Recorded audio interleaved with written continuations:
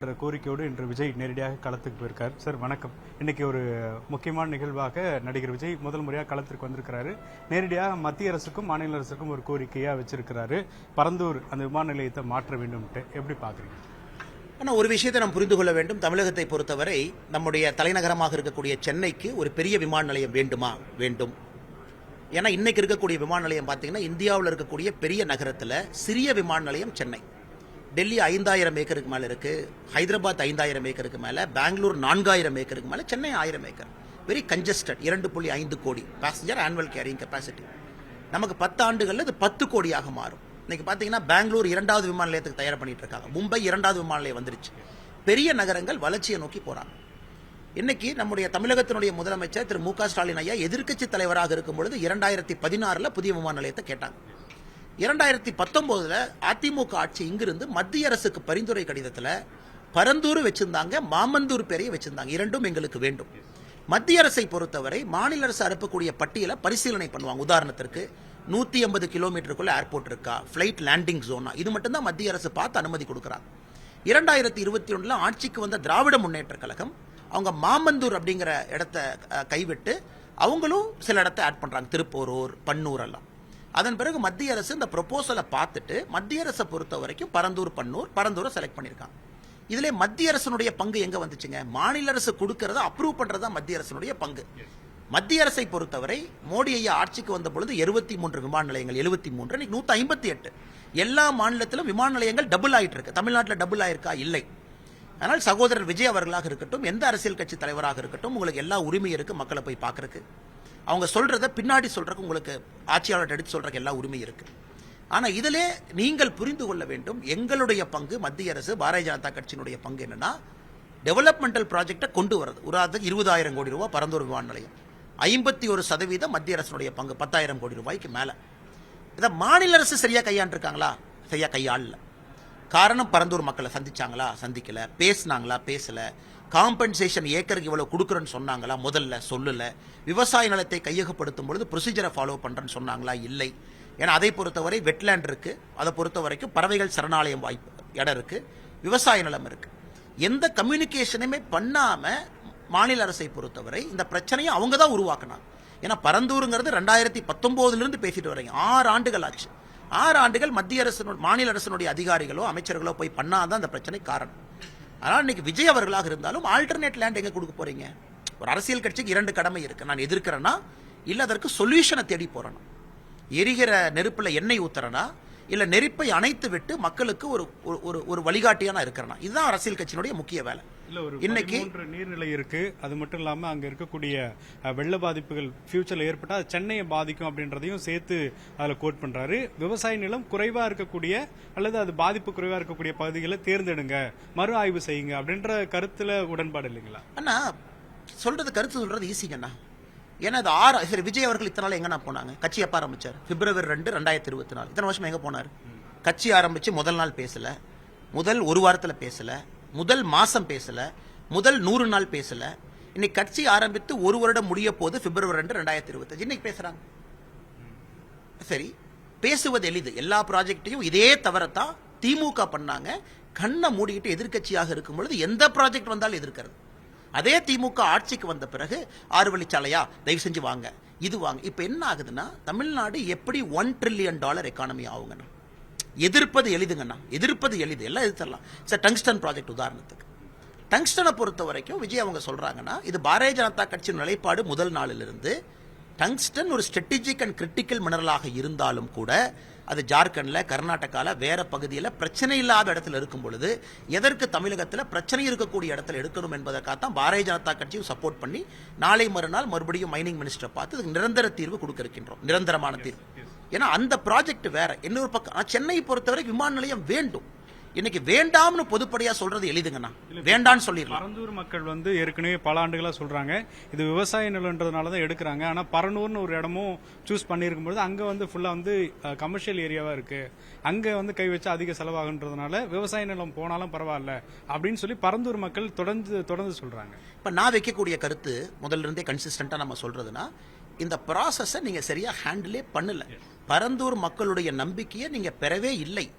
அவங்ககிட்ட முதல்லயே போய் நாங்கள் எடுக்க போகிறோம், இவ்வளோ காம்பன்சேஷன் கொடுக்குறோம், லேண்ட் வேல்யூ இவ்வளவு into 5 times 6 times 7 times 8 times into 3 times இருக்கிறத தாண்டி நான் என்ன கொடுக்க போகிறேன், எதுவுமே அவங்க பேசலையே இல்லைங்கண்ணா, எதுவுமே பேசலை.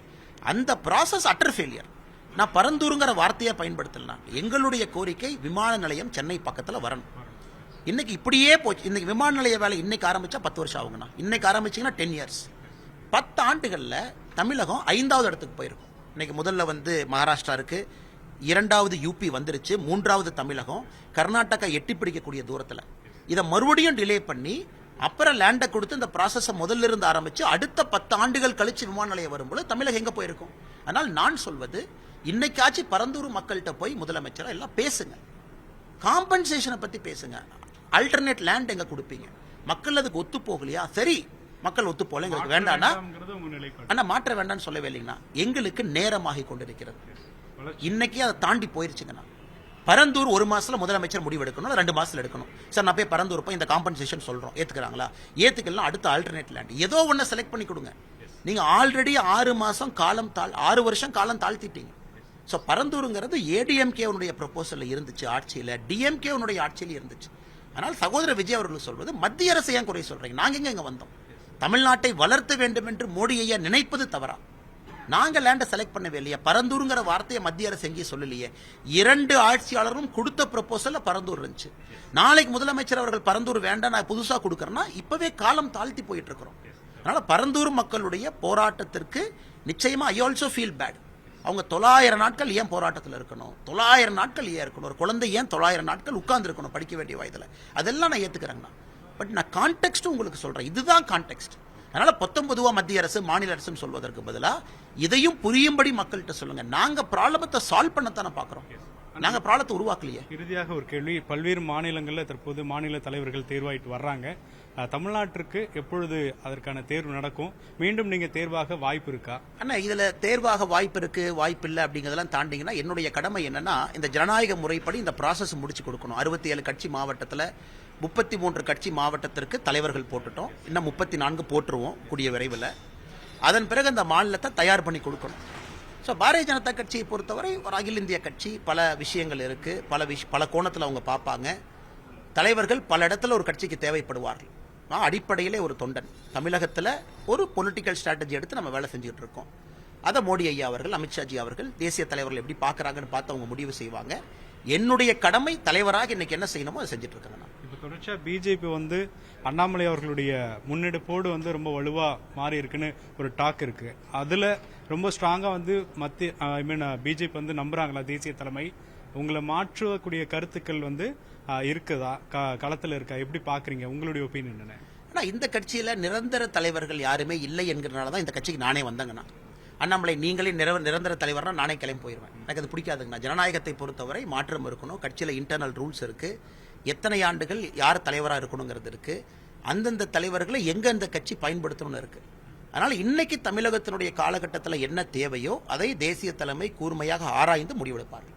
அதிமுகவுடைய கூட்டணி இல்லாமல் போனதுதான் உங்களுக்கு தொடர்ச்சியா ஒரு அழுத்தம் கொடுக்கப்படுறதா எழுதப்படுகிறது. நல்ல இடத்துல நீங்களும் அதை கவனிச்சிருப்பீங்க. அதிமுகவுடன் கூட்டணி வைத்தா வரக்கூடிய தேர்தலில் அதிக இடங்களை பெறலான்ற ஒரு டாக்குன்றது போயிட்டு இருக்கு. ஸோ அதனால அந்த காம்ப்ரமைஸ் பண்றதுக்காக உங்களை மாற்றக்கூடிய சூழல் இருக்கிறதா பாக்குறீங்களா? அப்படி எதுவும் கருத்து இருக்கா? ஆனா கட்சியில தேசிய தலைமையிலிருந்து கடைக்கோடி தொண்டன் வரை எல்லோருக்கும் இருப்பது எங்க கட்சி வளரணும், இன்னொரு கட்சி வளர்றதுக்காக நாங்க யாரும் கஷ்டப்படல. நான் எங்க கட்சி வளரணும், இந்த கட்சி வளர்ச்சியில தமிழகம் வளரணும், அதான் எங்கள் நோக்கம். அதுல நீங்க ஷார்ட் டேர்ம் லாங் டேர்ம் எல்லாம் பார்ப்பீங்க. பட் லாங் டேர்ம் என்ன, பிஜேபி இங்க ஆட்சிக்கு வருவதா லாங் டேர்ம். அதுல யாரும் காம்ப்ரமைஸ் பண்ண மாட்டாங்கன்னா, கட்சியினுடைய growth இன்டெகிரிட்டியில் நாங்கள் காம்ப்ரமைஸ் பண்றது கிடையாது. அது மோடி ஐயாவிலிருந்து கடைக்கோடி தொண்டன் வரை எல்லோருக்கும் தெரியும். அதுல நாங்க இன்னொரு கட்சி வளர்த்துவதற்காக இங்கே பாரதிய ஜனதா கட்சி இல்லை என்பதை நாங்கள் எல்லாம் உறுதியா இருக்கோம். எவ்வளவு நாள்ல நடக்கும்னா எதுவும், ஆனா இது ஒரு வேகமா நடக்கக்கூடிய ப்ராசஸ்ங்க. எனி டைம், அதாவது இன்னைக்கு பாதி கிணறு தாண்டி விட்டோம், அகில இந்திய அளவில் சில பேர் முழுசா முடிச்சுட்டாங்க, நாங்கள் பண்ணிக்கிட்டே இருக்கோம்.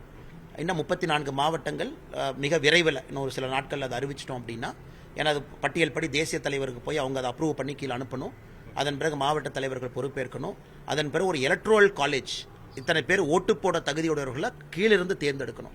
ஸோ நான் நீங்கள் அந்த ப்ராசஸை ஸ்டடி பண்ணி உங்களுடைய சேனல் நீங்கள் போடணுங்கிறது என்னுடைய ஆசை. காரணம், ஒரு ஜனநாயக கட்சி எந்த அளவுக்கு ஜனநாயக முறையில் தன்னுடைய தலைவரை தேர்ந்தெடுக்கிறாங்க அப்படிங்கிறது அந்த ப்ராசஸை நீங்கள் எங்கள் பூத் தலைவர்கள்ட்ட, ஒன்றிய தலைவர்கள்ட்ட, மாவட்ட தலைவர்கிட்ட பேசுனீங்கன்னா எந்த அளவுக்கு தமிழகத்தில் பாரதிய ஜனதா கட்சி ஒரு மாறுபட்ட கட்சி என்பது மக்களுக்கு தெரியும் என்பது என்னுடைய கருத்து. மிக்க நன்றி. நன்றி அண்ணா. தேங்க்யூ.